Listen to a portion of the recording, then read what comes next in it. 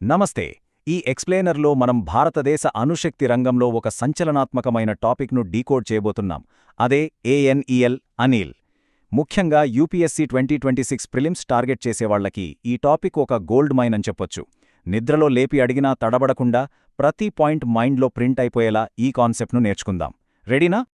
ఈరోజు మనం కవర్ చేయబోయే 5 కీలకాంశాలు ఇవే. భారతదేశ థోరియం కళ, అసలు ఈ ఏఎన్ఈఎల్ ఇంధనమేంటి, హెచ్ఏఎల్యు థోరియంను ఎలా వెలిగిస్తుంది, పిహెచ్డబ్ల్యూఆర్ షార్ట్కట్, ఇంకా గ్రీన్ ఎనర్జీకి ఇదెలా గేమ్ చేంజర్ అవుతుంది. జస్టిఫ్లో గుర్తుపెట్టుకోండి చాలు. సరే, లేట్ చేయకుండా ఫస్ట్ పాయింట్లోకి డైవ్ చేద్దాం. భారతదేశ థోరియం కళ. ఇక్కడ కనిపిస్తున్న ఈ నంబర్ చూశారా? 1.07 మిలియన్ టన్నులు. ఇది మన దేశంలో ఉన్న థోరియం నిలువలు. అక్షరాల ప్రపంచంలోనే అతిపెద్ద థోరియం రిజర్వ్స్ మన దగ్గరే ఉన్నాయి. సింపుల్గా చెప్పాలంటే ఈ ఒక్క రిసోర్స్తో మన దేశానికి 100 ఏళ్లకు పైగా పవర్ ఇచ్చుకోవచ్చు. ఇమాజిన్ చేసుకోండి మన ఫ్యూచర్ పవర్ పొటెన్షియల్ ఏ రేంజ్లో ఉందో. మరి ఇంత థోరియం ఎక్కడుంది? మన దేశం చుట్టూ ఉన్న తీర ప్రాంతాల్లోని ఇసుకలో. దాన్ని మోనాజైట్ ఇసుక అంటారు. మన డిపార్ట్మెంట్ ఆఫ్ అటామిక్ ఎనర్జీ లెక్కల ప్రకారం ఇండియాలో దాదాపు 11.93 మిలియన్ టన్నుల మోనాజైట్ నిక్షేపాలు ఉన్నాయి. ఆ ఇసుకలోనే ఈ అద్భుతమైన థోరియం దాగి ఉందన్నమాట. ఇప్పుడు మీకొక డౌట్ రావచ్చు, మన దగ్గర ఇంత థోరియం ఉన్నప్పుడు నేరుగా తీసుకెళ్లి రియాక్టర్లలో వాడేయొచ్చు కదా అని. ఎగ్జాక్ట్గా ఇక్కడే ఒక సైంటిఫిక్ క్యాచ్ ఉంది.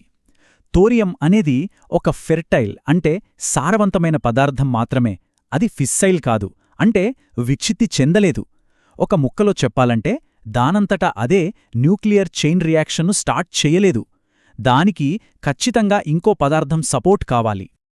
ఈ ప్రాబ్లం సాల్వ్ చేయడానికే 1950లలోనే డాక్టర్ హోమీ భాభాగారు ఒక అద్భుతమైన 3 దశల అణువిద్యుత్ కార్యక్రమాన్ని ప్లాన్ చేశారు. ఫస్ట్ స్టేజ్లో సహజ యురేనియం వాడతాం. సెకండ్ స్టేజ్లోనే ఫాస్ట్ బ్రీడర్ రియాక్టర్లలో ప్లూటోనియం వాడి దాన్ని U-233గా మారుస్తాం. ఆ తర్వాత 3వ దశలోనే మనం ఫైనల్గా థోరియంను వాడగలం.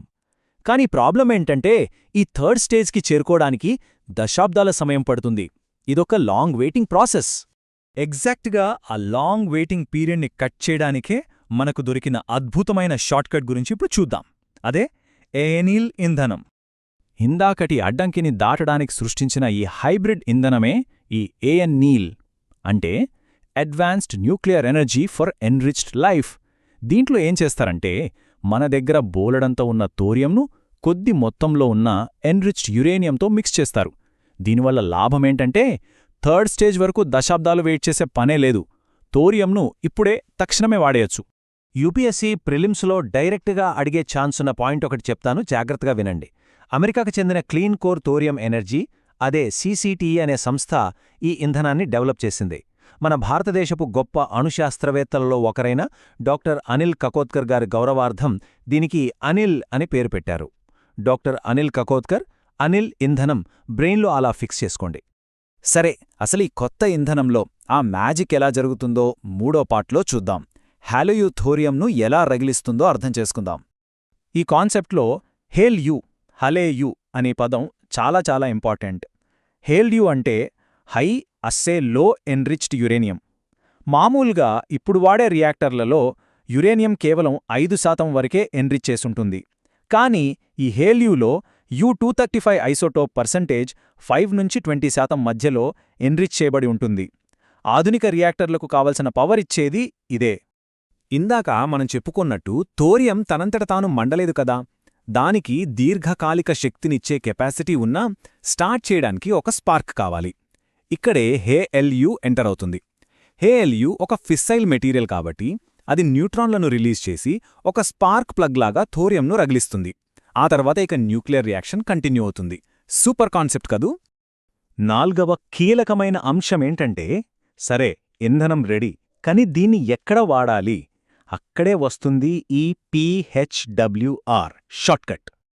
ఇక్కడే ఉన్న అసలైన కిక్ ఏంటంటే, అనీల్ ఇంధనం ఒక డ్రాప్ ఇన్ ఫ్యూయల్. అంటే మన ఇండియాలో ఇప్పటికీ సొంతంగా డెవలప్ చేసుకున్న ప్రెషరైజ్డ్ హెవీ వాటర్ రియాక్టర్లు, అదే పిహెచ్డబ్ల్యూఆర్ఎస్ ఉన్నాయి కదా, వాటిలో పెద్దగా మార్పులేమీ చెయ్యకుండానే ఈ ఇంధనాన్ని డైరెక్ట్గా వాడేయొచ్చు. అంటే కొత్త రియాక్టర్లు కట్టే భారీ ఖర్చు లేదు, దశాబ్దాల టైం వేస్ట్ అస్సలే లేదు. ఒకసారిక్కడ చూస్తే కరెంట్లీ మన దేశంలో రన్ అవుతున్న 22 రియాక్టర్లలో ఏకంగా 18 PHWRలే. పైగా ఇంకో 10 PHWRలు అండర్ కన్స్ట్రక్షన్లో ఉన్నాయి. అంటే అటూ ఇటుగా 28 రియాక్టర్లు మన చేతిలో ఉన్నాయి. రేప్పొద్దున్న ANEE టెక్నాలజీ పూర్తి స్థాయిలో అందుబాటులోకొస్తే ఈ రియాక్టర్లన్నింటిలోనూ తక్షణమే ఆ ఇంధనాన్ని వాడే భారీ అవకాశం మనకుందన్నమాట. కానీ అమెరికా వాళ్ల టెక్నాలజీ కదా, పాత చట్టపరమైన చిక్కులు ఏవైనా వస్తాయా అని మీకు డౌట్ రావచ్చు. అక్కడే ఉంది అసలు ట్రిక్. 2010 నాటి civil liability for nuclear damage act కేవలం పరికరాలు సరఫరా చేసేవారికి మాత్రమే వర్తిస్తుంది. ఇక్కడ CCTE సంస్థ రియాక్టర్ని ఇవ్వట్లేదు, కేవలం ఇంధన సాంకేతికతను మాత్రమే ఇస్తోంది. పైగా ఆపరేషన్స్ అన్నీ కూడా మన డిపార్ట్మెంట్ ఆఫ్ అటామిక్ ఎనర్జీ చేతిలోనే ఉంటాయి కాబట్టి ఆ లయబిలిటీ చట్టం దీనికి అస్సలు అడ్డంకి కాదు. ఇదొక మాస్టర్ స్ట్రోక్. ఇక చివరిగా 5వ అంశం చూద్దాం. గ్రీన్ ఎనర్జీ రంగాన్ని ANEL ఎలా ఒక రేంజ్లో మార్చేయబోతోందో డీకోడ్ చేద్దాం. ఒకసారి కాస్ట్ ఎఫెక్టివ్నెస్ చూద్దాం.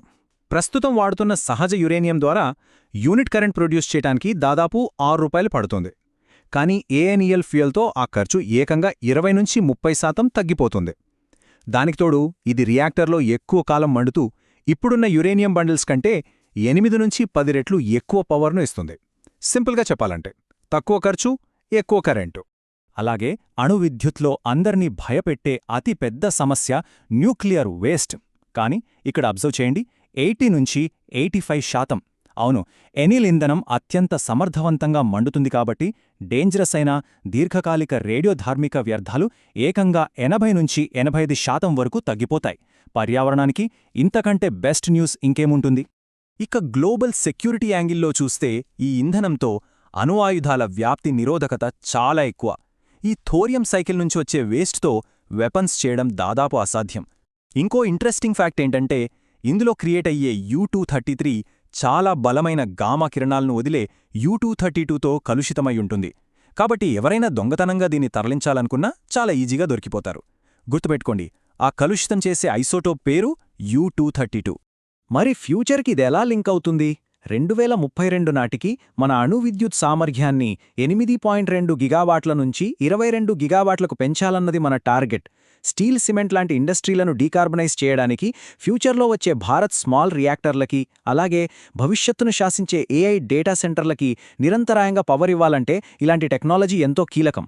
ఇవన్నీ పర్ఫెక్ట్గా వర్కౌట్ అయితే 2070 నాటికి ఇండియా పెట్టుకున్న నెట్ జీరో టార్గెట్ ఈజీగా రీచ్ అవ్వచ్చు.